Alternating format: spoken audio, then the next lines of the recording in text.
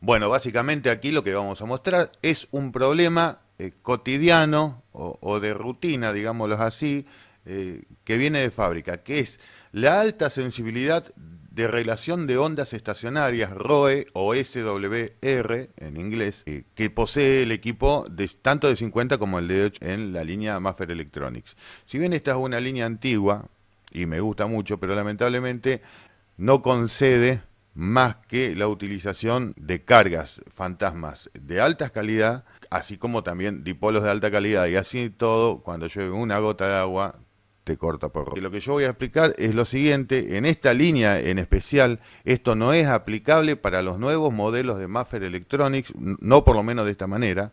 Acá estamos viendo el equipo que no trae, por ejemplo, la lectora de potencia directa y potencia reflejada en el conector del tipo UHF de salida, sino que la posee aquí en la placa. Así que ante el error de SWR o de alta ROE detectada, depende del modelo, el año de fabricación, etcétera, etcétera, les voy a dar unos pasos a seguir. Lógicamente, este video lo voy a hacer público siempre y cuando, a ver, la persona, el técnico que me consulta, que es un técnico bastante capacitado por lo que he visto, me dé el ok para decir, che, sí, loco, podés publicar mi foto, podés subir este video o no. La idea es crear una comunidad, el canal de YouTube, que cada uno se pueda dar una mano. Tengan en cuenta que son demasiadas las consultas y yo no puedo responderlas a todas, las voy respondiendo en un orden más o menos específico y que yo digo, bueno, es de más prioridad. Lo primero que hay que hacer es, en la línea anterior a esta, hay una línea anterior inclusive a esta, en la línea anterior a esta, este conector iba entre medio de los dos coolers y estos dos coolers iban en la parte externa, en la parte de afuera. Como mostré en un video anterior, voy a ver si puedo dejar la tarjeta en el video. Este conector iba colocado acá y la turbina desplazada. Al hacer esta modificación, Maffer lo que hace es incluir los dos coolers que extraen el aire caliente del equipo de 50 hacia la parte externa, pero pasa el cable coaxial entre el cooler o ventilador, llámenlo como ustedes quieran, denomínenlo como a ustedes mejor les parezca, lo pasan entre el disipador y esto. Lo primero que hay que tener en cuenta es ver, primero, que el cable no se encuentre dañado en este lado, y esto lo digo por experiencia porque ha venido más de un cable dañado. Y ustedes me dicen, pero si el equipo está quieto, sí, pero el cooler está permanentemente en movimiento. Hay que medir entre centro-centro, masa-masa. Una vez realizado esto, se mide entre el punto medio, a ver si puedo saltar a la próxima foto. Después se mide una vez resoldado todo, se mide entre el punto medio de aquí y el centro externo del conector N, que muchas veces falla también. De tanto conectar y desconectar el equipo sucede esto. Si esto está bien, se vuelve a conectar. En este caso está saltando con una carga fantasma, algo que sería totalmente ilógico. En este caso lo que se le haría sería, bueno, conectar el RG58 y lógicamente medir ya desde el pin central del cable coaxial interno del cable al pin central de aquí, lógicamente corroborando la continuidad y corroborando también que esté correctamente la masa. Si todo eso hasta ahí está bien, el siguiente procedimiento sería conectar la carga fantasma, levantar este pin central y entre este pin central y esto, con la carga colocada, le tiene que dar 50 ohms, sí o sí. Esta modificación que está aquí, levantarla y dejar una resistencia de 100 ohms como está acá, porque el circuito está predeterminado para eso, y ahora le voy a dar la modificación que ustedes están necesitando. Lo primero que voy a hacer ahora en este caso es mostrar, por ejemplo, la pata 1, así como está dispuesto en este circuito, la pata 1 corresponde a la protección de temperatura. La pata 2 está correspondiendo a la corriente reflejada. Sigamos la pista, viene de ahí, va para allá, se deriva con C48 a masa y a través de una resistencia de 1K. Tengamos en cuenta que esto va soldado aquí, y parece que va soldado a masa, pero esta parte del diodo no va soldada a masa. Una vez analizado eso, seguimos con la pata número 3, que es la alimentación de la temperatura, la pata número 4, que es la potencia directa, y la pata número 5, GND o masa, como ustedes quieran. Como pueden ver, este circuito no posee el filtro de 4 cavidades, el filtro pasabanda de 4 cavidades, pero no por eso deja de ser menos útil que el otro. Y acá estamos viendo la modificación que se realizó. Aquí, vuelvo a repetir, va la resistencia de 100 ohm. Y ahora les paso la modificación de esto. Una vez corroborado lo de los cables, todo, es agarrar, discúlpenme, me estoy moviendo así porque estoy viendo. Agarrar y bajar esto al mínimo para que nos deje una potencia, controlar el bias. Márquenlo antes de moverlo, bajar el bias del RD preamplificador a una potencia, a lo mínimo que te dé.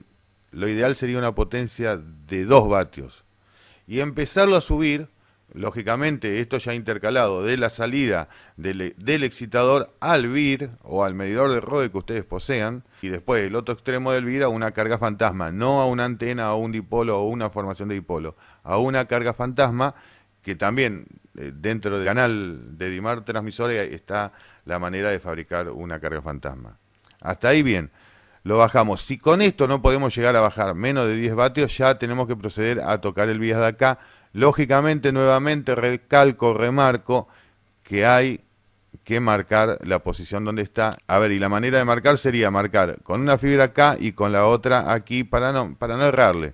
Aquí, mismo problema, misma solución. Una vez que obtenemos una potencia de salida de 2 vatios, irla subiendo de manera progresiva hasta ver cuál es la potencia en donde salta.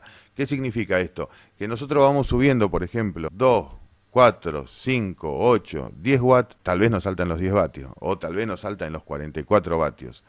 Pero de todos modos, nosotros controlando el display LCD frontal del equipo y controlándolo a través del VIR, ya tenemos un registro real de lo que está saliendo en potencia en relación al VIR, lógicamente, ¿no? Que es el instrumento más fiable en este caso. Bueno, una vez que está esto, lo que vamos a proceder es hacer lo siguiente. Sabemos que la potencia reflejada viene a través de este. Si nosotros manipulamos esto, si bien acá en la imagen se ve muy amplio, pero al momento de soldar no es bastante fácil para realizar una modificación ahí. Por tanto y en cuanto, lo que vamos a hacer es lo siguiente: seguir la línea,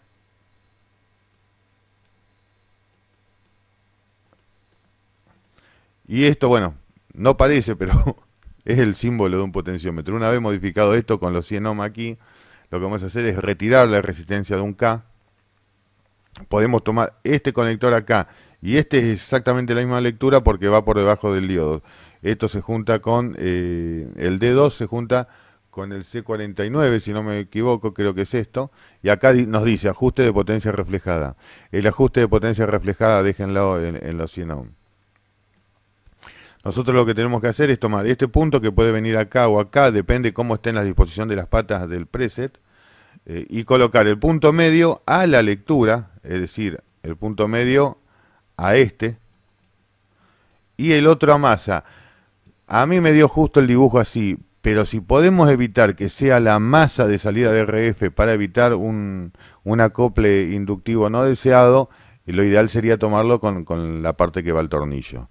Así que quedaría este en un extremo, si nosotros lo pasamos acá, este iría aquí, el punto medio iría aquí, y el otro punto iría a masa. En este caso, como esto también es masa, si no tienen otra solución, bueno, háganlo así. Ahora, antes de prender el equipo, lo que tenemos que verificar es ver para qué lado, porque depende el tipo de preset, para un lado baja y para el otro lado sube. Es decir, lo que tenemos que hacer es buscar la máxima conexión o el corto directo entre este punto y este. Sí, les va a cortar por ROE, pero a partir de eso vamos a tomar la nueva calibración de la sensibilidad de ROE del equipo. Hago referencia a lo siguiente, a que por ejemplo, a medida que nosotros vamos a ir aumentando el bias en el primer RD hasta llegar a donde estaba normalmente, a nosotros el equipo nos tiene que permitir mínimamente un 5%. ¿Esto qué significa? Que si estamos saliendo con 50 vatios, 55 vatios, vamos a tomarlo como 50. Estamos saliendo con 55 vatios y tenemos que tener por lo menos una tolerancia de 2,5 vatios. De todo modo, también es admisible una tolerancia de 5 vatios. Sí, a ver, vamos a tener una potencia reflejada. De última le terminamos colocando un cooler más al equipo. pero tenemos que tener la posibilidad, a ver, el técnico tiene que tener la posibilidad de poder repararlo al equipo. Como la memoria, como la sensibilidad, la memoria pero no se puede tocar, no se puede adulterar, no se puede corregir, entonces improvisamos esto, que no es un mal sistema, lo que sí se cobra bien. Y bueno, tengan en cuenta que le vamos subiendo primero al RD, al principal, al de tres patas tipo TIP 35, y después al RD final, que es el de salida. Con los 55 vatios, esto tiene que estar cortando con, prácticamente con 5 vatios de ROE. ¿Cómo generamos la ROE? O colocamos un dipolo en frecuencia, que nunca la ROE va a ser cero, y lo vamos descalibrando hasta que nos esté dando 5 vatios. A los 5 vatios, esto lo van a tener que hacer entre dos personas porque se van a volver locos. Y no tiene que estar cerca del equipo, tenemos que tener un cable, una longitud de cable aproximada de 10 metros. O si no, también adulterando una carga fantasma. Si yo bien a YouTube subí cómo crear una carga fantasma no inductiva con resistencias de carbón de 50 ohm, también podemos hacer lo contrario. ¿Qué significa? Que nosotros tenemos los 50 ohm y le podemos ir soldando, por ejemplo, resistencias de 1K en paralelo. Y lo medimos con el tester. Bueno, 1K, ¿cuánto tenemos? Pues vamos a suponer 50 o 52 ohm. En 52 ohm no puede saltar esto. ¿Por qué? Porque 52 ohm es la impedancia que trae el cable RG213. No sé si soy claro. O sea, ya el cable coaxil RG213 que todos piensan o que pensamos que es de 50 ohm, no es de 50 ohm, es de 52 ohm. Entonces, en los 52 ohm no puede saltar la protección de ROE, porque si vamos a tener una antena en 50 ohm pasado por un cable de 52, a buen entendedor poca palabra, cuando llegue va a llegar cualquier impedancia al equipo. Por lo que yo les aconsejo hacer este trabajo con una carga fantasma armadita, casera, e irle agregando resistencia hasta salir, supongamos, 54, 60, 70 ohms. Yo creo que hasta 70 ohms tendría que estar funcionando y nos tendría que estar dando una potencia reflejada de 5 vatios sobre 50 vatios. Yo, es el consejo que le doy, es el máximo de registro que le doy, porque ya más de un 10% ponemos en riesgo. Sí, va a andar el equipo, pero va a pasar un tiempo prudencial en donde el equipo se va a quemar por temperatura, lamentablemente, o va a dejar de andar y va a decir, uy, ¿qué pasó? Uy, mira, se me quemó. Tengan en cuenta que el transistor de salida final es un MOSFET. Todos se creen que es un transistor que tiene base, colector, emisor. No, no, es un MOSFET, así que hay que tener mucho cuidado con él. Bueno, por ahora eso, ya les prometo, siempre y cuando, a ver, la persona que hizo este video me dé permiso para colocar el video que la misma persona me mandó antes de este, que él tiene. De todos modos, esto es una falla, lamentablemente, de fábrica muy común, y que M31, la línea nueva que está viniendo homologada, línea tradicional, está utilizando este mismo MOSFET como salida, y tiene un error de polarización fatal, que ya se los voy a explicar, y que tiene también que ver con la relación de error. El problema de estos transistores es que cuando levantan temperatura, cuando levantan temperatura, en vez de cortarse por temperatura, lo que hacen es salir del régimen de trabajo y ya no tener a la salida de ese transistor los 50 ohm, entonces corta por ROE y vos decís, te volvés loco con la antena, con el cable coaxil, con la carga fantasma, con todo, y no es ni el cable coaxil, ni la carga fantasma, ni la formación de dipolo, sino que es que el transistor, al salir del régimen de trabajo, sale de los 50 ohm de trabajo. Bueno, espero que esto haya servido. Si no te sirvió, por favor, avísame. Y si me permitís subir este video, como te dije, cuidando la integridad, lógicamente de vos, porque veo que sos un tipo serio, que tenés la herramienta y que podés laburar, y que no es que te estás ahogando en un vaso de agua. Esto, esto lamentablemente sucede en más de un equipo.